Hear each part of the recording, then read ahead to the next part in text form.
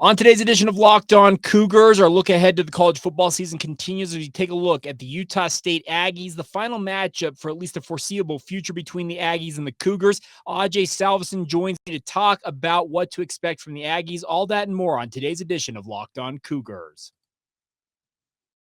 You are Locked On Cougars, your daily podcast on the BYU Cougars, part of the Locked On Podcast Network, your team every day.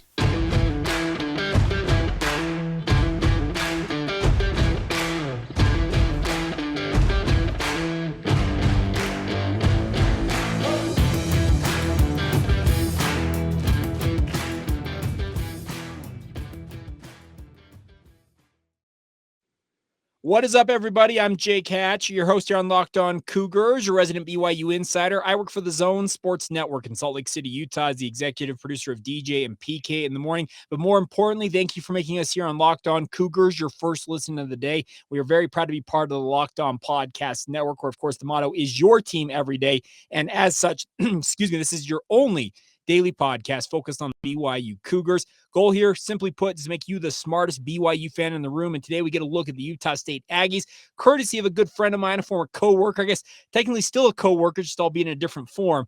Ajay Salvesen, part of the Aggie Sports Network. Ajay, what is up, my friend? Jake, how are you, my man? This season can't come soon enough. Can't wait to get it on one more time here with the Cougars and Aggies. Yeah, let's start there. Obviously, I think a lot of Aggies fans got a little miffed by BYU backing out of that 4-year arrangement as they get ready to go into the Big 12. You live up there in the Cache Valley. You've been a radio host up there, and you have the pulse of the people around Logan and Utah State.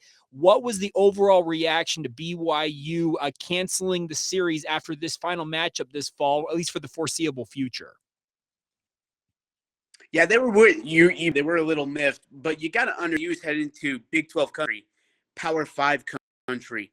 Games in non-conference matter, and they're going to have to be able to make some adjustments with their schedule to put together a sexy non-conference schedule to get the attraction of the College Football Playoff Committee. That's how the big boys live. Utah figured that out, and other schools have too. This isn't the first time that a school going to a P5 is dropped, an in-state school, and it won't be the last time either. I mean, am I disappointed? Absolutely. I think this rivalry has been a lot of fun. The old wagon wheel being shifted back and forth. So it's a bummer. But to be very honest, I completely understand and I get it from a BYU standpoint. Yeah, and that's the thing about this is BYU is just trying to make sure they have the mobility, I guess is the easiest way to say it with regards to the Big 12 schedule. But when it comes to Utah State, Blake Anderson had an absolutely incredible debut season. I don't think anybody in their heart of hearts expected them to win double-digit games, win the Mountain West Conference. But what was your overall takeaway from the season that was for Utah State? Magical, incredible, historical. I mean, use any adjective that explains a first-year head coach winning a conference championship and then winning a bowl game against a P5 team, which hadn't been done since they beat Baylor, and I think since 1961 or the Civil War, one of those two. And for them to come out and to do that was, look, we all thought 6-6, 7-6 would be great, right? It's a bowl game, it's a win, it gets the Aggies on the right track. None of us, and nobody outside of that locker room, nobody outside of that team, the coaches, players, staff, thought the Aggies were going to even sniff the Mountain West Conference Championship, even get a glance at it. And not only do they do that, not only do they just absolutely blast San Diego State in Carson, California, they then head to LA once more, and then they go to the LA Live Bowl, and they put on a pretty good showing against Oregon State and get a bowl win. I mean, that's hard. That's really, really hard to follow up in the second year. And it's often been said that the second year is the hardest year for a football coach to see success in. After that, then he makes adjustments, but that second year can be tough, so we'll see how he does this year. Blake Anderson, I think, is a phenomenal coach. He's been on with DJ and PK, the show that I work on a daily basis. He actually recently said that PK kind of threw it at him, said, Coach, you should have, tempered expectations. Going out there and winning 10-plus games in your first year kind of sets the bar pretty high for your program. But Blake Anderson, he said, you know what? We had an absolutely phenomenal year, and the goal is kind of similar to what you're just saying, is now to raise the bar. Try and clear it once again, or, go better than that. But realistically, we'll get more into the overall personnel here in a moment. I want to dig into some of the players on this roster, but realistically, what do you think the ceiling is for at least this year's version of the Aggies? Why not repeat? Look, and we've had coaches come in here and win a conference championship before, but I don't think we've had a coach win back-to-back conference championships in football ever. I'd have to look at it, but I think if we have, it's been a long, long time. And so there is motivation for for Coach Anderson, not to do it just once, but to do it back-to-back years. And the schedule kind of, in a way, allows them that opportunity. Now, granted, they go to Wyoming. You and I talked about it on your wonderful Saturday show. You go to Wyoming, weird things happen. Colorado State, those games always expect the unexpected, especially with these two teams. From Hail Marys being caught in the end zone and overturned to special teams running out there and botching a field goal. It's weird. So, I mean, the schedule still allows them that opportunity because you don't play Fresno State, Nevada, or San Diego State at all in the regular season or in the conference portion of the season. But, I mean, there could be the ceiling really allows you to repeat because the schedule allows you to do so, but you just got to repeat with those games now on the road, those tougher ones, Colorado State, Wyoming, and, of course, Boise State on Black Friday morning at 10 a.m. on the mothership of CBS. And that's the fun part is you get some big time games, and that's the fun part if you're an Aggie fan. Let's talk a little bit about the BYU rivalry itself.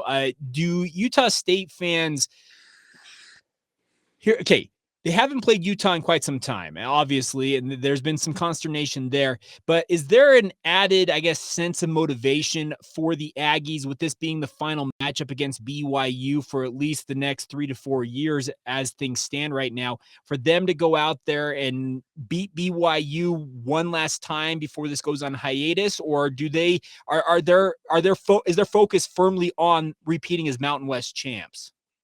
The conference championship always means more.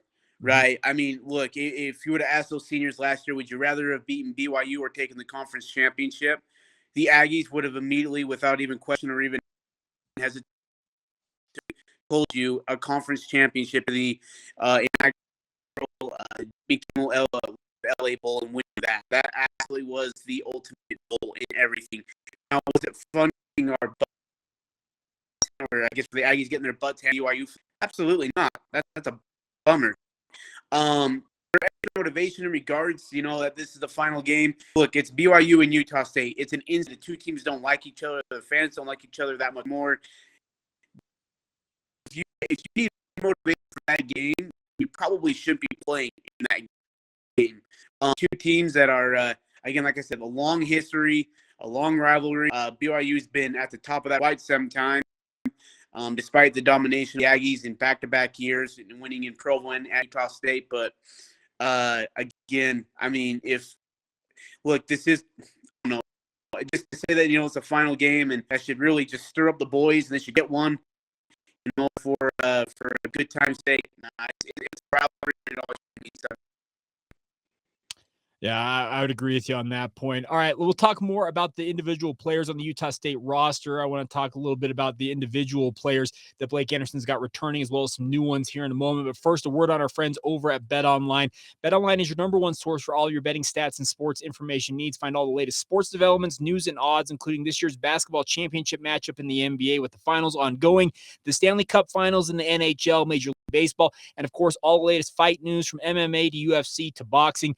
BetOnline is your continued source for all of your sports wagering information, including live betting, esports, and more. Head to the website today or use your mobile device to learn more about the trends in action available to you now. It's all courtesy of your friends at BetOnline, where the game starts. Thank you once again for making Locked On Cougars your first listen of the day. An important favor to ask all of you, though. We have put together a survey so we can learn more about listeners like you and make your favorite Locked On podcast just like this one even better. This is your opportunity to tell us what you like and don't like about Locked On Podcasts. Go to lockedonpodcast.com/survey right now to get started. It won't take very long, and everyone that completes that survey qualifies for a chance to win one of 10 $100 Ticketmaster gift cards. To take advantage of our audience survey, to take the audience survey, go to lockedonpodcast.com/survey right now. Thank you in advance for your help on that front. Continuing on here with Ajay Salvesen, part of the Aggie Sports Network, working with Scott Gerard and Kevin White. And by the way, Ajay, how much fun is it working with Scotty G as well as Kevin? They seem like a really fun duo to be working with. And they're so good. They really are. They're spectacular at their job, and Boss does a great job of bringing the game to you. I mean, he's had two pretty famous phrases, I think, that have ended up on Sports Center. Just think about that. The guy has had now 2 calls on Sports Center. One in basketball with the San Marino game winner, and one in football, of course, with what the hell just happened over there in Colorado State. I mean, he's the best in the business. He's your Utah Sportscaster of the Year from 2020. I mean, he's earned every bit of success. He's earned every bit of credibility and every bit of compliment that he gets in regards of his work. It's well deserved. And Kevin White is about as knowledgeable as it gets, color analyst. He really does have a lot of passion for Aggie football, and I'm just the guy who's lucky enough to sit in the wagon and get on the ride. Yeah, you do have a nice perch to watch on that. There's no doubt about that. Hey, but by the way, that doesn't leave out DJ, though, man. DJ calls a heck of a football game. I still remember Thanksgiving night in, I think, 2020. And when I believe it was our only win of the season, if I'm not mistaken. And DJ called a game with Kevin. I thought DJ was phenomenal in that night. I thought he was so much fun to listen to. And I have so much respect for David James. That guy is about as versatile as it gets. He truly is. He's phenomenal. Everything he seems to touch, it turns into gold. There's no doubt about that. But let's talk a little bit about the personnel here. By the way, what the hell just happened will never not get old. No, I still have the call to that whole entire game, and I think maybe 5 times if I went back and listened to the entire fourth quarter. That fourth quarter, I still forget how crazy it was, and then just the ending of that game, sitting on the field and watching everything kind of unfold was.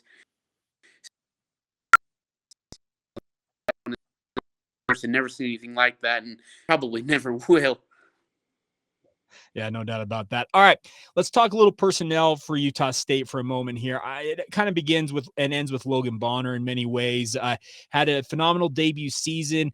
Started the year kind of splitting time with Andrew Peasley, but as the season went on, you clearly saw that he was the number one option at quarterback. Passed for 3,600 yards, seemingly just got beat up every single game, but just continued to get up and make play after play.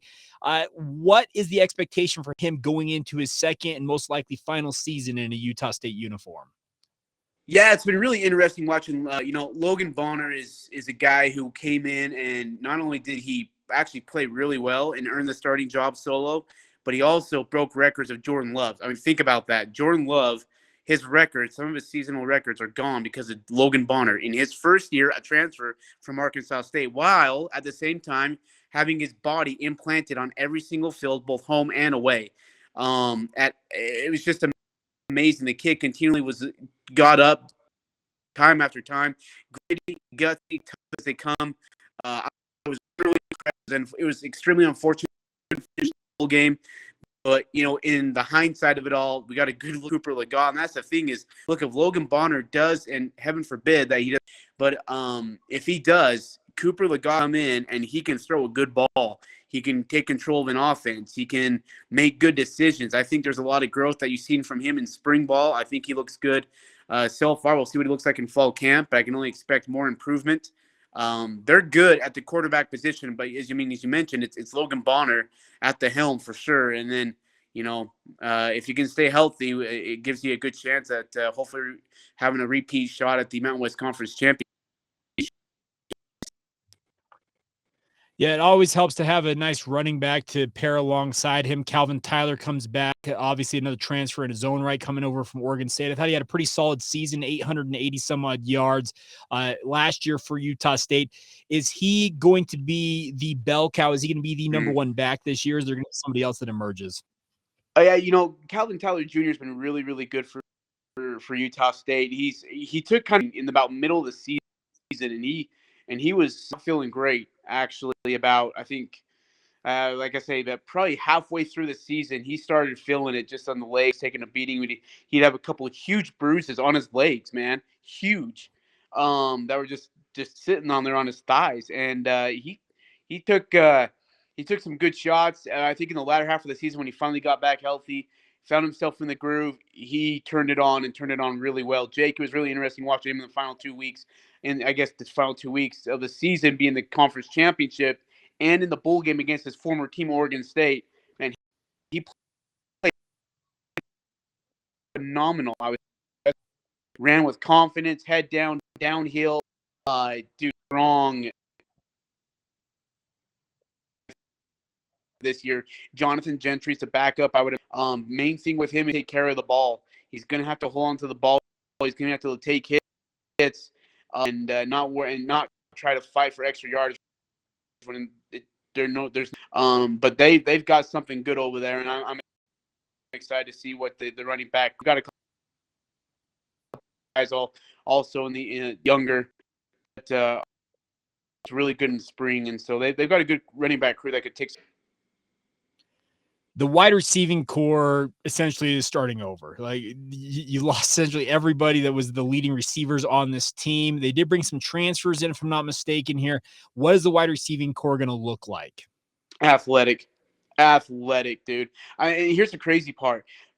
And I think I said this on your Saturday show, but Bowling, Tompkins, and Wright were the only three receivers in the country to have 10-plus touchdowns.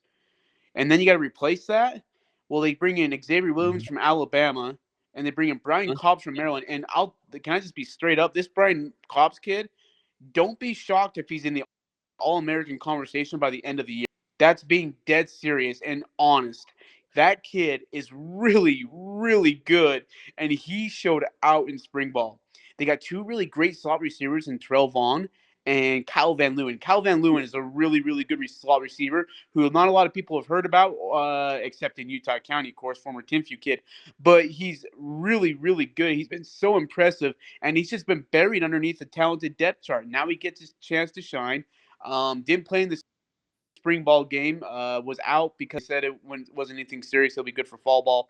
But expect to see a lot of Kyle Van Leeuwen getting some catches and taking the pressure off of Cobbs and Xavier Williams as they try to beat you downfield. This is a very talented crew, and under the direction of Kyle Cephalo, who's one of the best receiver coaches in the country, man, you could see some serious numbers being put up once again with these guys.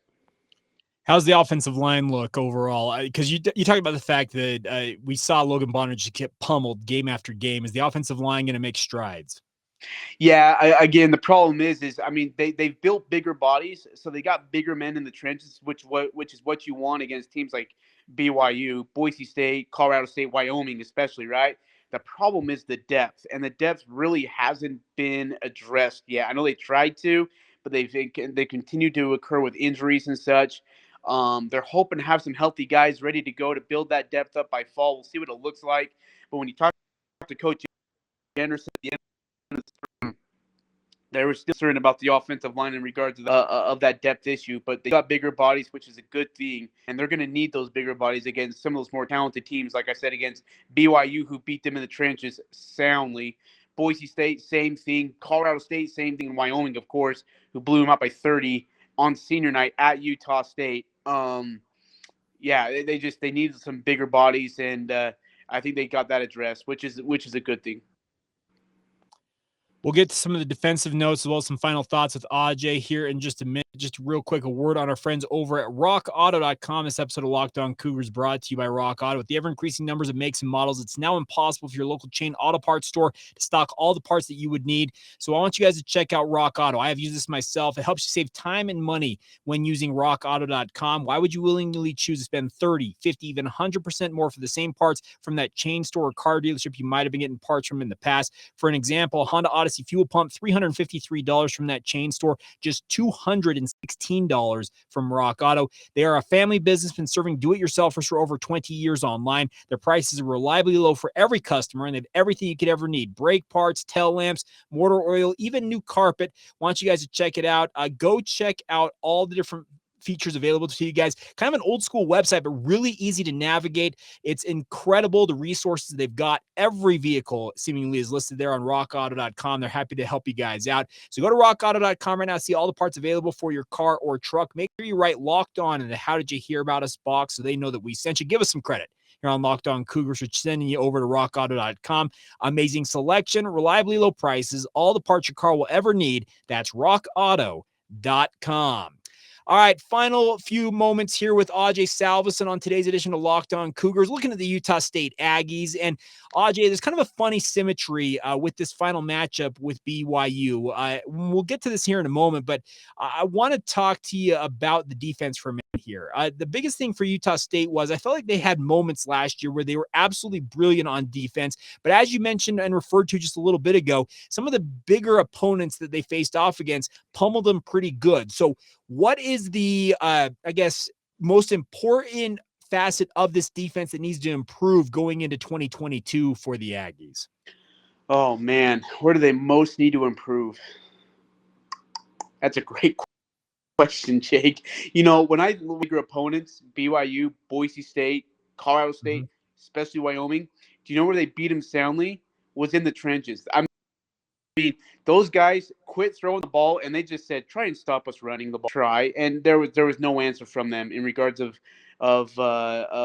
being able to stop the run game. I mean, these guys were running for 10, 12 yards a pop, it seemed like, and it was exhausting. And so the trenches really need to be improved. I feel like they really did a great job. Problem, Jake. I thought when you look at those guys this year, they're a much, much bigger crew inside the trenches, which is exactly what you want to see. The other thing I want to see is, the defensive back play wasn't horrible, but at times it wasn't great. There was times where they're getting beat on simple, just deep ball plays where they weren't running anything fancy. There was no, over-under route. It was just a straight jet route and, throw it over the top. I'd like to see the defensive back play be improved. I think it's going to get there as Johnny Carter. And then you've got a couple of good defensive backs as well that I think are going to Utah State. Shore those up, and I think they're going to be okay here in the Mountain West portion of football. They always are. They're so well coached. They have such great size. They're so athletic, are the Cougars. But I think in the Mountain West portion of the season, I think the Aggies might be okay in those two regards. AJ Vongpachong is a fun dude that his name's just fun to say, period. But I think he's a phenomenal linebacker. Is he, in your opinion, going to be Utah State's leading tackler this year? Or is there going to be somebody else that emerges? No, it's going to be AJ. I would have said Witzer, but we're not sure on his injury right now. I still haven't heard anything yet, at least. So we're still waiting to hear from him. And that's a big man. That sucks. Like, that kid is so and so smart, and on like this scrimmage, I mean, come on. Still not sure on the seriousness of it. I'm getting closer to him.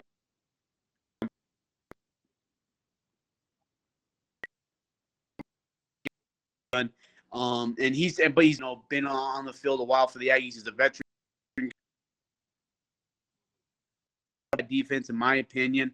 They're going to rely on to be the captain of that crew, and I think he can live up to that billing. And again, you're losing the production of Gaston Rice and Nick Henniger. Do that. There's going to be a lot of asking of AJ, but I said I think he can live up to just at least keep the Aggie defense in it for the most part.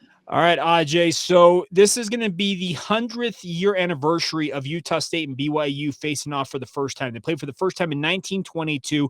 They're going to play in 2022. So there's been 100 years between the first. Will be the now 90th meeting all time between these two. So 100-year anniversary, the 90th all-time meeting between these two. That's the fun symmetry I was referring to. Is I know that this is going on hiatus after this year, but what is your honest to goodness expectation from this game from the Utah State perspective? Do you think they can spring the upset, or do you think BYU maintains their supremacy over the Aggies? Jake, are you going to be called a homer or a hater? So the problem in Utah State was it 2 years ago, Jordan Love's final year when they played BYU. I believe it was his final year. Gary Anderson's first year with Utah State. I thought Utah State was going to roll BYU. I thought that was going to be a beating in favor of Utah State, and it was very much the opposite. Like, you great in the coaching standpoint of it. They were great on the D side of things. They're better on the side of things. They beat Utah State soundly, emphatically, single area. And I learned, don't ever underestimate, no matter who they have. When you got Kalani Sitake on that other side of the sideline, don't ever count out the BYU Cougars. In saying that, I have no idea. I mean, maybe Utah State comes to vinegar and they come on fire and they in Provo. But again, it's hard to win in Provo. It really is. Atmosphere. It's a great crowd. It's an incredible stadium. Always sells well for the fans, and the fans tune out for that for their Cougar team. And it's hard to play in a great atmosphere like that on the road in a hostile environment. I'll just leave it at that. Can I? I don't dare say. But it's tough. That worked. I think you played it down the middle well enough. I think you did a good job with that, navigating that. Just read thin. Yeah, absolutely. Well, Ajay, thank you so much for taking some time. I hope you're well. And of course, we'll catch up as the season gets going. It's not long now, but we'll catch up ahead of this matchup between the Aggies and the Cougars. All right. Can't wait, Jake. Thanks for your time, my man. There you go. That's Ajay Salvesen. We will have more for you guys on our Monday edition of the show. We will obviously get you ready for BYU Football Media Day coming up at midweek next week. Still got a lot to cover on that front, but thank you for making us your first listen today. Want to encourage you guys to now go make Locked On Big 12 your second listen today. Always good stuff from the crew at Locked On Big 12. Josh Neighbors. I am part of their roundtable weekly. Check that out, free and available wherever you get your podcast. If you're listening to this podcast and you've not subscribed on YouTube already, go down to the right corner over kind of where Ajay's picture is over there. Hit that follow for more podcast option. Subscribe to the show, rate, review if you're listening on this regular podcast format. Always appreciate you guys tuning in. And until next time, have a great rest of your day. This has been the Locked On Cougars podcast. See ya.